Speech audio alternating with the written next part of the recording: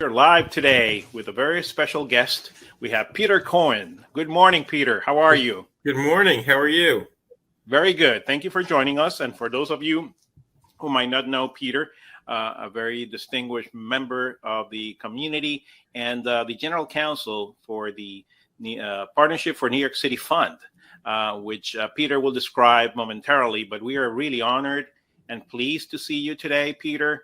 You have a tremendously successful background, so I thought maybe we could start by you sharing a little bit of your story, how you got to where you are today, and maybe tell us a little bit of your background.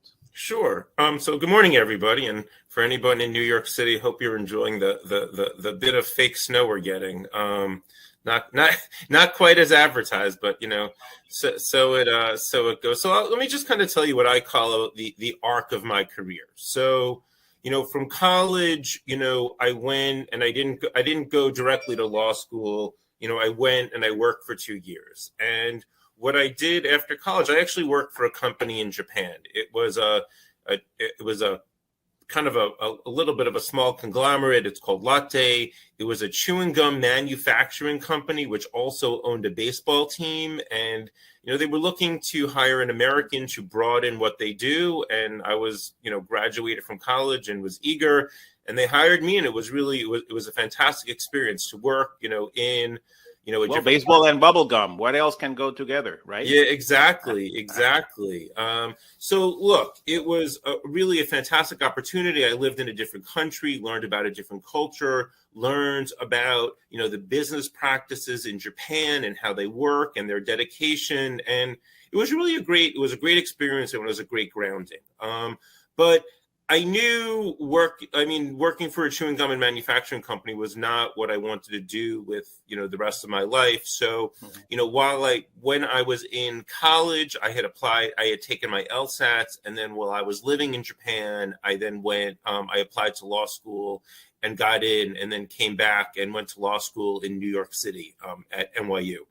And then, I think because had already been in the business world, the world of kind of, I don't want to say doing stuff as opposed to litigation, but I always gravitated towards in kind of law.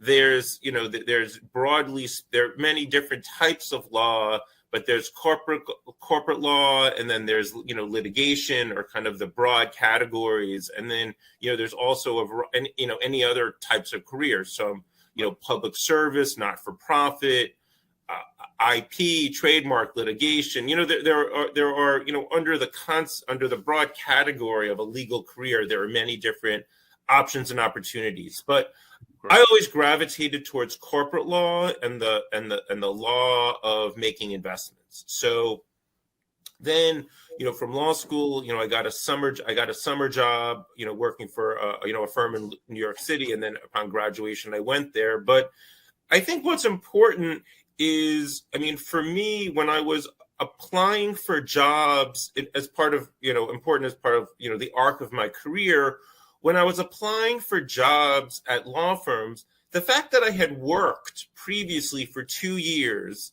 was a great selling point. Yeah. It differentiated me from a lot of, candidates for associate jobs at law firms who had just gone, straight through. They had gone, from college to law school, had never been out in, the real world, and their only experience in life was an academic setting. So, and let me say, Peter, what you're describing is quite similar to what I experienced. I am an attorney as well, but I'm one of those who went straight to law school without any work experience. And I did have colleagues at the law firm who went to work first and had that experience, that maturity that made them honestly make them much better lawyers. So I'm glad you pursued that path. Yeah. Later on, I did go to work before going to my master's in business, but that's another story. So, Peter, in that context, and something that maybe our audience doesn't know, but let me clarify it for their benefit.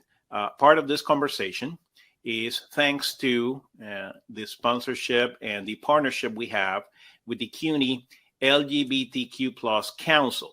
Yep. And you're a member of that council. Yep. So I do want to take an opportunity very briefly. If you could tell us what is the goal of the council and what are the objectives and what's your role within it, Sure. so that we can combine that with our discussion in terms of career planning. Yep. So the CUNY LGBTQ Council was founded, I'd say, about 5 years ago by Mitch Drazen, who was a retired, finance executive.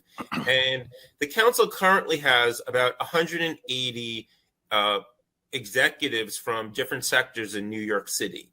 And the goal of the council, frankly, is multifold, but the key objective is creating opportunities for LGBTQ plus students at CUNY. Currently, there's an advocacy academy, there's a leadership academy, and these are for CUNY LGBTQ students to help, teach them, either advocacy skill set or, financial literacy skill set. And then I'm also specifically involved in trying to develop, career development programming for LGBTQ students at CUNY. And that ranges from either a mentorship program, which we're in the process of launching, to potentially internships, to relevant panels on topics that will help with the career advancement. And look, the CUNY population is an incredibly diverse population, and look, historically, the population doesn't over 50% of the population has the first in their generation, first in their family to go to college. There's I think it's 80 or 90%, minority. And then on top of that, there's additional diversity of someone who's LGBTQ plus, and they just might not have, the same, family connections or other kind of, built-in networks that other students elsewhere might have. And we're looking to fill that gap. There's a gap. It's really that gap. Call it like the network gap or just the connection gap, which isn't there, and we're looking to fill it. And also the role model opportunity. If you're first in your family to go to college, things that others who have had parents who go to college take for granted, but maybe you don't know about what the LSAT is, or what the path is to a law degree, or what you need or should be thinking about in terms of preparing for a career. So all of those are really valuable assets that the council members bring to CUNY and students. Here I have am I able to put into the chat? I can put the council link. How do I put the council? So if you spell it out for me, I can include it in the comment section. All right. If you Google search for LGBTQ Council and Drazen, that would bring it up. I should have given this. Put Mitch. Yeah, Mitch Drazen. Mitch's last name. I already put CUNY LGBTQ plus Council. Yeah. So you put those two together, and you should get the link. Yep. With a Google search. Perfect. Sorry, I should have given that to you in advance. But look, again, it's really there's mentorship. We're trying to figure out. Frank, what we're figuring out for anybody who's kind of maybe in that group who's listening. We're looking to figure out ways to connect with students. CUNY is, it's a great school with fantastic students, but it's under-resourced on ways to connect with this population. So we're in the process of trying to reach out to you. So please look us up. Is that a helpful explanation? Do you have other? Yeah, that's great. Okay. Now, in this particular case, part of the goal of this conversation is to help students who might be contemplating a career in the public sector. Yep. Could be a career in the law, or could even be a career in the investment field. Yep. And maybe in that context, you can tell us a little bit about what the partnership does, and particularly what the Partnership for New York City Fund does, the entity you're general counsel for. Yep. So our parents. So I'm general counsel of the Partnership Fund for New York City, and what I'll tell you. And then our parent organization is the Partnership for New York City. So we all. It sounds the same, and we're very much aligned. So our parent, the Partnership for New York City, is the New York City's basically premier business advocacy organization. It's comprised of the CEOs of all the major corporations located in New York City, with a goal towards advocating for a strong business environment in New York City. And then the fund, where I'm general counsel, is the investment arm of the Partnership for New York City, and our goal is job growth and economic development in New York City. We have a focus on promoting the growth of new sectors of the economy, like fintech, digital health, life sciences, advanced manufacturing, and now we have a strong focus on climate tech and the sustainable economy, as well as investments that bring opportunities to underserved communities. And there could be a crossover, like a fintech company which provides opportunities for the unbanked or underbanked communities.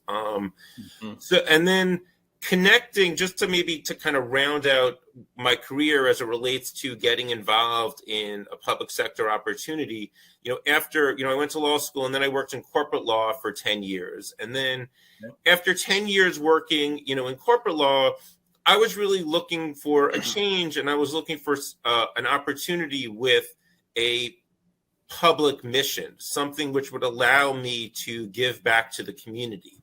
And one, the Partnership Fund happened to be looking for a new general counsel at that time, but what they were specifically looking for was somebody with the corporate skill set that I had. So having been in corporate law for 10 years and having developed those skills, that was really key for the Partnership Fund and what they were looking for with a general counsel. So, as general counsel, it's a job, the Partnership Fund, we're focused on investments. It will either be a direct investment, like an equity investment, or a debt investment, or participating in a joint venture, or, other, kind of unique funding arrangements or opportunities. And the fact that I worked in corporate law, and had that skill set was really key, I think, for the Partnership Fund hiring me. So I think a few touch points, if I may, for students Sure. who are, either, people who are listening, starting from either looking to go to law school or a shift into public sector, for people who are looking to go to law school as a shift in our career, remember, whatever you've done before. Look, in my experience, working for a chewing gum and manufacturing company was not relevant in any way, shape, or form for a career in corporate law, but having had experience in the real world was really key. It gave me something to talk about and was very attractive for, potential employers. So, definitely, give that a nice, healthy spot on your resume and speak about it. And again, it doesn't matter what it did. And also, I would think that there are a lot of people who were, working part-time jobs, a lot of people listening in who were working part-time jobs while, going to school. That's something to highlight. That's something that's a great, it's tough to do. It takes juggling.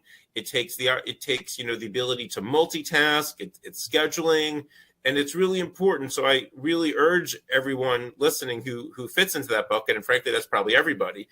Highlight that. Highlight these were part-time jobs or full-time jobs while going to school. That's really Actually, Peter, I was going to say that most of our students work full-time. Yeah. Some of them work more than one job. So imagine juggling 1 or 2 jobs plus family plus school.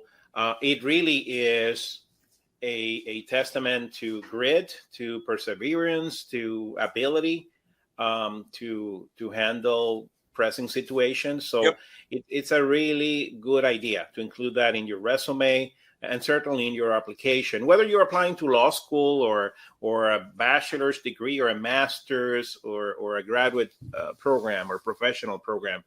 All of all of those experiences, I think, are very valuable and show and demonstrate what you're saying. I agree completely. And then on kind of call it the second part of my career, the pivot into public service. Some people go, come out of a job directly into public service. I happen to have not done that. Either way, there's no one right way to go into public service. But, in my case, I had a skill set that, my organization was looking for. So, there's something to be said for working for the private sector for a few years or several years as part of your career to, develop a skill set, to gain skills and to gain experience, which would then allow you, at some point to pivot into, the public sector. So there could be, and also the public sector probably, the private sector probably pays more money. And that's, obviously a very important consideration. So, for people while they're thinking about their careers, first going into, the private sector, for both economic reasons and also to gain, skills and experience, is definitely something to be considered. Peter, let me ask you, now that you're talking about that path. Yep. You and I know that the answer, but maybe the audience doesn't. Mm-hmm. Is there a specific major at the bachelor's level that you should pursue in order to apply to law school? Oh, I don't think so. No. I really don't think so. I think do something. I think you should study. I actually think you should study something that you enjoy and are interested in, and get the highest score possible on the LSATs. I think you should do something that you're good at and get the best grades possible. And I think the focus is really grades, and LSATs is what I would, and other. To me, I think one of the I studied political science and economics as an undergrad. Yep. And to me, developing critical thinking skills was paramount. Obviously, strong writing skills is essential for an attorney. But that could be political science, but that could also be a major in psychology or sociology or liberal arts or even sciences. I know lawyers who studied engineering or business in their undergrad and went on to become very successful attorneys. It really is more of a skill set than a discipline that law schools are looking. I agree with that. I would add on an important skill for lawyers is listening. That's really it's I would say that's a very important skill set for a lawyer. In addition to all of those critical skills that you developed, listening. But I would also, as you spoke about the different careers and the different types of things you could study, in college that would connect to a legal career, I would maybe connect either what you studied in college and or what your career is a little bit to what you end up thinking about for your legal career, for how you're going to pitch yourself into into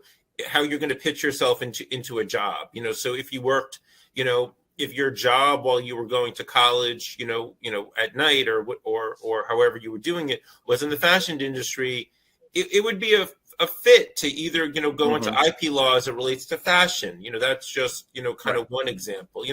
I think as you're thinking about, because or sports management or sports management or whatever. So on the one hand, it's I'm a little bit contradicting what I said at the front end, which was, any experience, any business experience is good experience. There is something to be said for, as you're applying for a job, being able to connect the type of legal career that you would like to have to something you've done in the past, even if it's a different aspect. So it's a little bit of both. Well, I think you brought a really good point, which is at the undergraduate level, study what you're really passionate about and you like to. Yeah. And that could very well lead you, if you pursue a legal career, in the discipline within law, because any industry, any institution, whether it's for profit, nonprofit, all of them have to deal with legal matters. Yep. So there is a field in almost every conceivable area as it pertains to law. So there is disability law. There is even now that AI, artificial intelligence, is becoming so prevalent. I am sure that there are quite a few lawyers who are becoming experts at AI law and the Yeah. implications it has for privacy and for Yes. intellectual property and others. So if you like fashion, if you like sports, if you like the environment, environmental law is a huge area. So is Oh, labor law. yeah. It's very, very diverse and very dynamic. Definitely.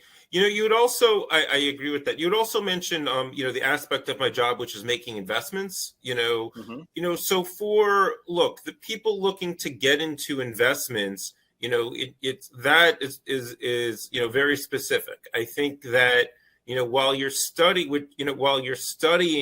you need to, know about financial statements and valuation. And that's something, so in terms of, that skill set, which is very specific, you should definitely think about how to either study, in school or outside to develop, financial analytical skills for, you should understand, types of investments and also understand, valuation and financial due diligence. Because that's very much key to to making that's very much key to making investments. And that might be a combination of people who are in studying those areas in school, as well as your part-time or full-time job of getting experience in that area. When we hire associates, we actually look for people who've done financial work for 2 to 3 years. That's an example of we look for those people who've developed that skill, in the real world for 2 or 3 years, and then we hire them for people who are looking actually to pivot from working in the private sector to working in the public sector, in a way that's aligned with our social impact mission. So that's just some thoughts on that area. Absolutely. And I put on the comment section the link to our website at the School of Professional Studies. Yep. Because we have a detailed section on career services. So if you are a current student at SPS or a prospective student of the school, I invite you to check our website. There's a lot of valuable information there. We mentioned at the very beginning something that I think is critical: role modeling and also mentorship. Yep. So I'm wondering, particularly for students who might not have that role model or might not have a professional in their family, what type of opportunities there might be for them to identify either a micro internship or an opportunity to find a mentor. Do you have any suggestions on that? Oh, that's interesting. Well, look, I'm not picking and choosing, but the CUNY LGBTQ Council is looking to help people, in that category. We're just, sorry for everyone else, but we can't, look, we can't help everyone. Everyone, Right. Everyone needs a little bit of help, and that's, the population is that we're focused on. For others, and I'd have to think about that. I think I would look at it's tough because it's people the population of students at SPS and otherwise they're already holding down full-time jobs. So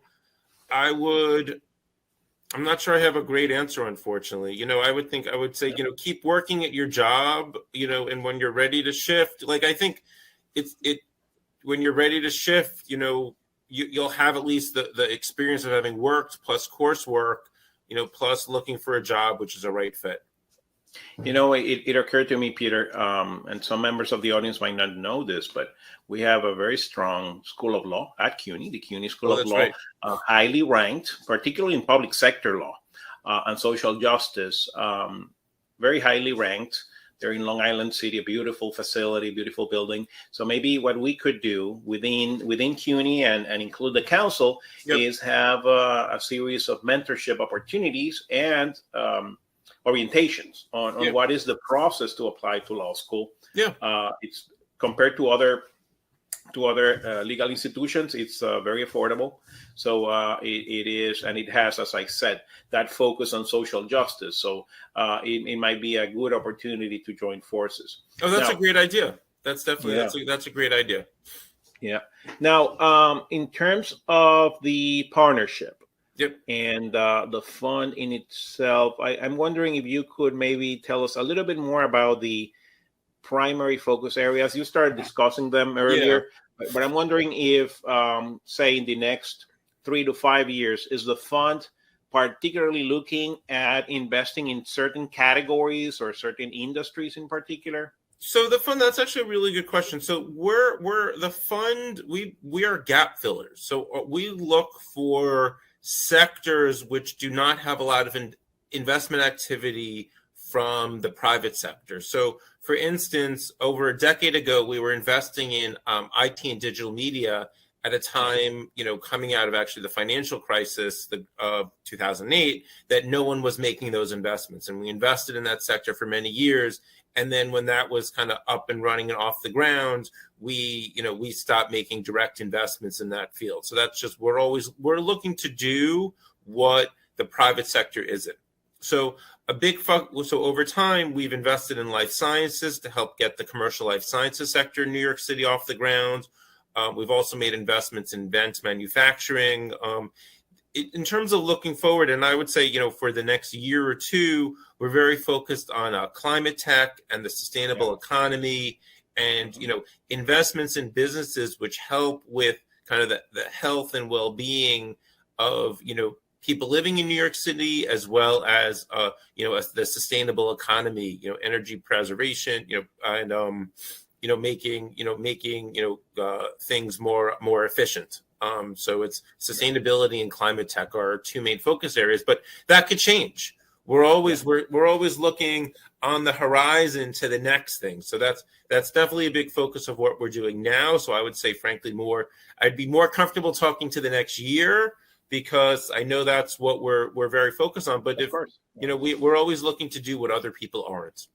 Fantastic. And by the way, Peter, I put on the comment section the link to the website, the pfnyc.org website. So if anyone wants to find out more about what the partnership does, it really is an agglomeration of some of the most important corporations in the city, with their top leadership involved. So it's a great institution for the city, under the leadership of Kathy Wild, who's a great leader as well.